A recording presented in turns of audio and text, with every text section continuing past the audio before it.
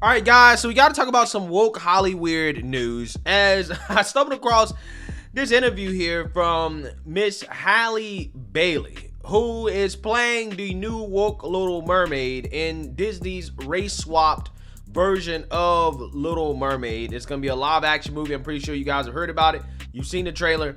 Again, it's very controversial because they're essentially swapping out the white Ariel, okay, and making Ariel black, okay, and a whole lot of people have problems with that because we know that if this was done the other way around, the woke mob would be screaming at the top of their lungs, right? There's no way that you will ever see an originally black character swapped out for a white character, right? You would never see that, okay? And if you did see it, again, all hell would break loose, okay?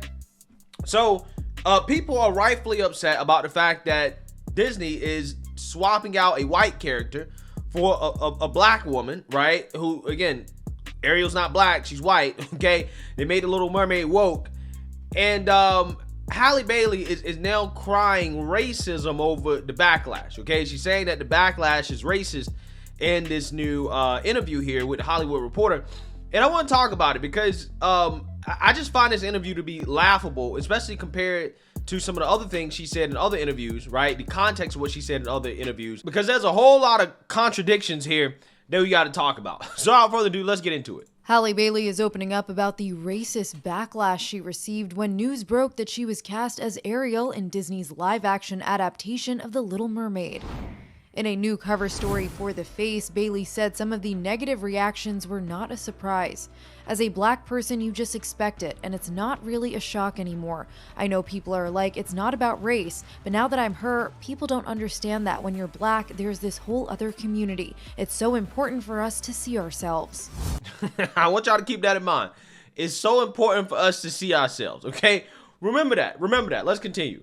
She credits mentor Beyonce for offering sound advice to her and sister Chloe Bailey that she continues to lean on. When Chloe and I first signed to Parkwood, B was always like, I never read my comments. Don't ever read the comments. Honestly, when the teaser came out, I was at the D23 Expo and I was so happy. I didn't see any of the negativity. Wait, you didn't see any of the negativity, but you knew the backlash was racist, right? How does that work? Okay, you say you didn't see any negativity, you don't read the comments because Beyonce told you don't read the comments, but somehow you are in a position to comment on the comments and the backlash that you received to the point where you could say it was racist, right? It was racist. Interesting. The Hollywood Reporter caught up with Bailey last year at the D23 event. She relayed the most magical part of the experience for her. And the fact that I get to kind of represent all of these little young black and brown boys and girls who are to come is really special to me, because I know that if I had that when I was younger, it would have changed my whole perspective on life. Bailey also... Wow. Wow. You know, I get to represent these little black and brown girls. Bruh, I'm so tired of this term black and brown, bro. Two terms I'm tired of hearing about. Black and brown and people of color. I'm so sick of those terms, and harmful, right? I'm so sick of that term too. I'm so sick of these terms, man. I'm losing my mind, okay? If I keep hearing those terms, I hear them every single day. But again, that's kind of my job. So yeah, she's crying racism here, right? And she's saying it's so important for little black and brown people to be able to see themselves in movies, okay? This is what she says. Now, I want you to listen to this interview, okay? And how she responds to the question of the, live Ariel versus, I think, the cartoon Ariel. I just want you guys to listen closely, because again, we got a major contradiction here coming up. Little Mermaid live action or the original? Oh my gosh, this is a really, really hard one because the animated version has always been so special to me since I was so small. I mean, it's the reason I would swim. I would be in the pool feeling like I am the animated version of her. And so today, the dream come true of the live action is super cool. So of course I'm gonna choose mine because I'm like, what? Part of your world. Okay, so I want you guys to understand what she just said there. She just said that growing up watching the cartoon, that inspired her to swim and to try to be like Ariel. So you just literally proved that you don't need to race swap white characters in order to see yourself as that character, right? You literally just proved the whole point that everybody that was backlashing against this was trying to make, which is that race swapping is stupid, right? It's unnecessary. This whole representation thing is silly. You don't need to race swap characters. You don't need to see quote unquote little black and brown people or black and brown people in a role to see yourself as that, right? Because obviously, again, she saw herself as Ariel, even though Ariel is white in the cartoon.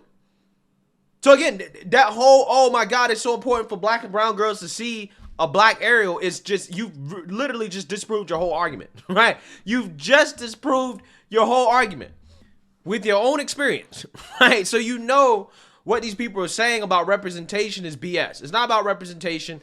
It's literally about erasing whites, right? That's what it's about. It's about erasing whites from TV, Hollywood entertainment, etc., etc., etc. That's literally what it's about, right? So now we got to talk about race swapping kind of done right, okay? But done in a non-woke way, okay? As Ben Stiller is defending Robert Downey Jr. in blackface in Tropical Thunder. Now, you know, Ben Stiller allegedly is facing a little bit of backlash. I'm not sure if this is actually real backlash or it's just the internet story or whatever.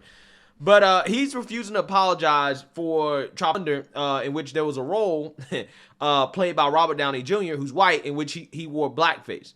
Now, again, let's read about this, because I think this is again race swapping done right.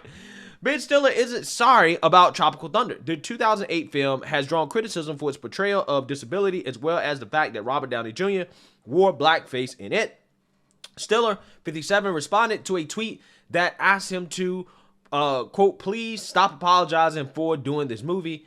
Quote, it was and still is funny AF. Even funnier now with cancel culture the way it is. It is a movie. Y'all can just get over it. I was dying laughing when I first saw it back in the day, and so was everyone else, the user wrote. The actor responded that, quote, he's proud of the action comedy. Quote, I make no apologies for Tropic Thunder. Don't know who told you that. It's always been a controversial movie since we opened. Proud of it and the work everyone did on it. Stiller, who starred in and directed the film, tweeted. Yeah, so this movie is a movie in a movie, basically, right? Or they're filming a movie or attempting to film a movie in a movie. And the whole point is to make fun of what Hollywood actors are willing to do to be in movies. That's the whole point. The whole point is to make fun of what they're willing to do, right? So again, this isn't done right, okay? And I actually want to play a clip here of Robert Downey Jr. on Joe Rogan explaining, Tropical Thunder and whether or not we'd actually be able to ever see a movie like this again. Take a look. It was impossible to not have it be an offensive nightmare of a movie. And 90% of my black friends are like, dude, that was great. What about the other 10%? I can't disagree with them, but I know where my heart was. Yeah. And I think that it's never an excuse to do something that is out of place and not of its time. But to me, it was just it was a blasting cap on. And by the way, I think White Chicks came out pretty soon after that. Yeah. And I was like, I love that. Yeah. I was like, that was great. Yeah. So, Well, it might be the last time we see that. Unless things change. It seems like no one can really... I don't think you could do blackface anymore. I mean, we almost lost the Prime Minister of Canada because he did brownface. He Yes. pretended to be Saudi Arabian, right? Yeah. He did Arabian Nights in high school or something like that. It's an interesting and necessary meditation on where is the pendulum, why is the pendulum right, Yeah. where is the pendulum maybe cutting a little into what could be perceived as heart in the right place, openness of its time. But again, I mean, there's a morality clause here on this planet. Yeah, he means a wokeness clause, right? There's a wokeness clause on this planet that is taking over, okay? But again, I thought it was interesting he brought up white chicks because, and that's an example of a movie that kind of does it right, okay? Those characters, it's written into the script that they are, black, but they're trying to be white for a reason, right? They're parroting white people or white women for a reason. It actually makes sense, okay? They're not taking originally, white characters or whatever, and they're making them black, or taking originally black characters and making them white. They're not doing that. They're writing the race swap into the script for a reason, for a plot reason, right? That's how you actually do it, right? Not the woke Little Mermaid. That's not how you do it, right? Tropic Thunder and white chicks is how you do it, okay? But again, those movies are offensive nowadays, right? Well, maybe not white chicks. You can do white chicks. Tropic Thunder, not so much, right? One of my favorite movies when I was a teenager, at the end of high school, was Project X, right? The party movie. And all the reviews was like, this movie is misogynistic, right? It's about just using drugs and misogyny and, yada, yada, yada, because all the young teenage males loved the movie, right? But the women hated it, okay? So they just say, hey, it's misogynistic. That movie cost $12 million to make. It made $100 million at the box office, and they're not doing another sequel, right? After they initially said they was doing a sequel, they're not doing another sequel because, again, as time progresses, you can't make movies like that anymore, right? Like, you'll never see The Hangover. You'll never see another movie like that anymore because of wokeness, okay? Wokeness basically makes everything go to shit, right? That's basically how it works. The movie follows a group of actors who get lost in the jungle while shooting a war film and are left to fend for themselves as they face real danger with nothing but their acting skills. The same Twitter user brought attention to a 2008 tweet from Stiller. The actor was responding to a tweet joking and boycotting Tropic Thunder after Shaun White, an Olympic gold medalist snowboarder, dressed as Simple Jack, a disabled character in the film, for Halloween. Actually, Tropic Thunder was boycotted 10 years ago when it came out, and I apologize then. It was always meant to make fun of actors trying to do anything to win awards. The tweet said, I stand by my apology. The movie, Shaun White, and the great people and work of the Special Olympics. So he apologized for that, but he's not apologizing for the blackface, right? He's not apologizing for the blackface, which again, I find to be, a good thing, right? You don't need to apologize that. I don't even think he should apologize for the disability stuff. The film's release sparked 20 disability advocate groups, including the Special Olympics, to speak out against the use of the word retard.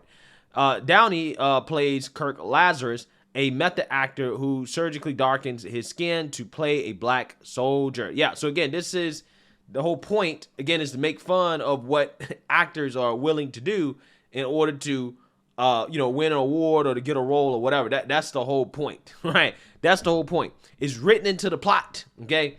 The 57-year-old actor defended the use of blackface in 2020, saying he believed it had a purpose in this case. I mean, it did. I mean, I just played the Joe Rogan thing for you guys to see what he said. Despite the self-aware script and Downey's decision to seek approval from the NAACP before the film's release, he was hesitant to take the role, which scored him an Oscar nomination in 2009. Quote, when being called and said, hey, I'm doing this, I think Sean Penn had passed on it or something, possibly wisely. And I thought, yeah, I'll do that. And I'll do that after Iron Man. Then I started thinking, this is a terrible idea. Wait a minute, he revealed at the time. Yeah, so I'm glad you did it, right? I'm glad you did it. It's a great movie. It's a funny movie. And I don't think that Ben Stiller or anybody should be apologizing for that movie, okay? Because again, that is, kind of race swapping done right, which is really not even race swapping, but it's, it's writing it into the movie, the plot, which again makes sense, okay? It's not what the woke Little Mermaid is doing, which is again trying to erase an original white character. So let me know what you guys think. Make sure you like, comment, and subscribe. Most importantly, share a Black conservative perspective. Peace.